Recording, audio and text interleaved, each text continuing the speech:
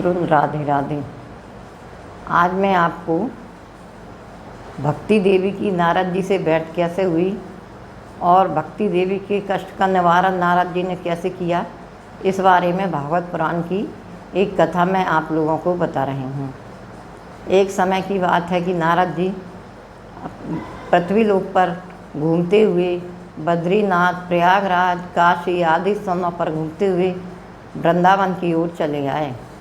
वह वहाँ पर यमुना किनारे खड़े हुए थे कि उन्होंने देखा कि एक स्त्री बैठी हुई है और उसके 2 पुत्र लेटे हुए हैं और उसके पास बहुत सी स्त्रियाँ पंखा जल रही हैं और उनकी सेवा कर रही हैं। तो उनके मन में बड़ा कौतूहल हुआ।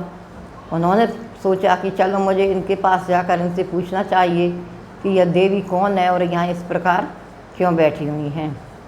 तो तभी उन्होंने देखा कि स्त्री हाथ जोड़कर उनके पास आ गई और बोली, हे नारद ऋषि, आपको प्रणाम। उन्होंने कहा, ठीक है देवी, प्रणाम, मगर आप ये बताओ आप यहाँ क्यों बैठी हुई हैं और ये कौन लेटे हुए हैं और इतनी सारी स्त्रियाँ आपके साथ हैं, वह कौन हैं।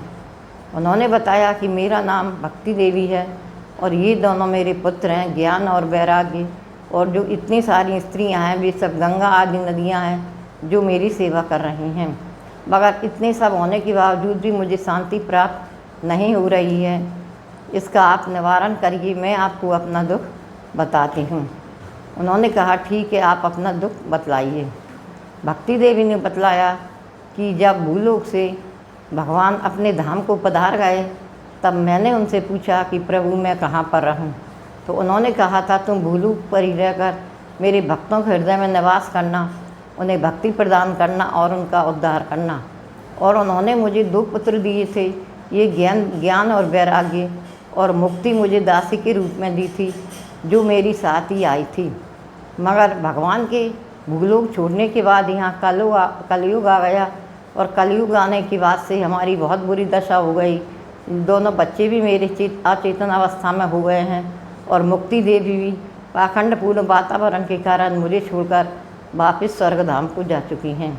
अब आप मुझे बताइए कि मैं क्या करूं, और हे प्रभु जी बताइए कि राजा परीक्षित ने कलयुग को क्यों छोड़ा, जिसके कारण हमें इतना दुख उठाना पड़ रहा है। तब नारद जी ने कहा कि हे देवी, जो प्रेम और जो सुख और जो त्याग तीनों लोकों में जितना तप, स्वाध्याय और समाधि से नहीं मिलता था, उतना कलयुग में भगवान को सिर्फ राम नाम लेने से ही मिल जाता है। संकीर्तन करने से ही भगवान की प्राप्ति हो जाती है। इसलिए राजा ने कलयुग को रहने दिया था। यह सुनकर भक्ति देवी चुप हो गईं और उन्होंने कहा कि हे प्रभु, आप तो मेरा कष्ट का निवारण करिए। उन्होंने कहा, ठीक है, आप यहीं पर वृंदावन में ही रहो, क्योंकि आपकी स्थिति यहाँ से ठीक हो रही है और फिर मैं कुछ दिनों बाद तुमको आकर बताऊंगा कि क्या करना है। मैं तुम्हारे कष्ट के निवारण के लिए ही यहाँ से जा रहा हूँ। फिर नारद जी बद्रिकाश्रम पहुँचे और वहाँ उन्हें सनकादिक आदि ऋषि मिले, सूत जी आदि ऋषि मिले। तो उन्होंने भक्ति के दुख का कारण बताया और बतलाया कि हे प्रभु, भक्ति के दुख का निवारण होना बहुत ही ज़रूरी है, नहीं तो भूलोक में व्यक्तियों का क्या होगा अगर जब भक्ति ही नहीं रहेगी तो। उन्होंने कहा, ठीक है, अपन इसका कुछ उपाय सोचते हैं। और फिर उन्हें आकाशवाणी हुई कि तुम लोग भागवत की कथा करो।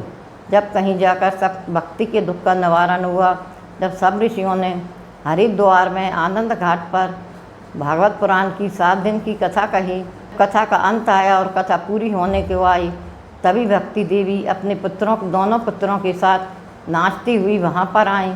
उनके मुख से निकल रहा था, श्री कृष्ण गोविंद हरे मुरारी, हे नाथ नारायण वासुदेवा, और बहुत तेज़ी से नृत्य कर रही थी। सब ऋषियों के चेहरे पर खुशी छा गई।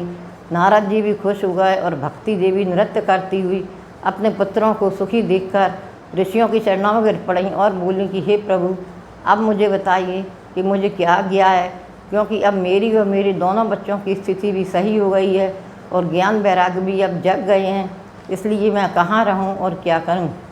तब संतों ने कहा कि हे भक्ति देवी, तुम बहुत ही किस्मत वाली हो, तुम भगवान की प्रिया हो और भगवान की भक्ति के बिना नहीं रह सकते, और वह वृंदावन धाम धन्य है जहाँ तुम हमेशा नृत्य करती रहती हो। अब तुम्हें नारद जी पूरे पृथ्वी लोक में घर घर में हर व्यक्ति के हृदय में स्थापित कर देंगे, जिससे हर व्यक्ति के मन में भक्ति का संचार होगा और उसे भगवत की प्राप्ति होगी। इतना कहकर ऋषियों ने अपनी भागवत कथा का समापन किया और सब अपने अपने स्थान को चले गए। फिर भक्ति देवी ने नारद जी को साष्टांग प्रणाम किया और बोली कि हे नारद ऋषि, आपके कारण ही मुझे मेरा दुख दूर हुआ है, अतः मैं चाहती हूँ कि इसी प्रकार से मेरे सभी भक्तों के दुख दूर हों और मैं आपको कभी छोड़कर नहीं जाऊँगी और ना मेरे पुत्र आपको कभी छोड़कर जाएंगे। आप मुझे ऐसा आशीर्वाद दीजिए। नारद जी बोल के हे भक्ति देवी, मैं भी आपको साष्टांग प्रणाम करता हूँ और मेरी भी यही आज्ञा है कि कलयुग में तुम हर भक्त के हृदय में निवास करो ताकि उसके पाप नष्ट हो सकें और उसे भक्ति में मन लग सके। जय जय श्री राम।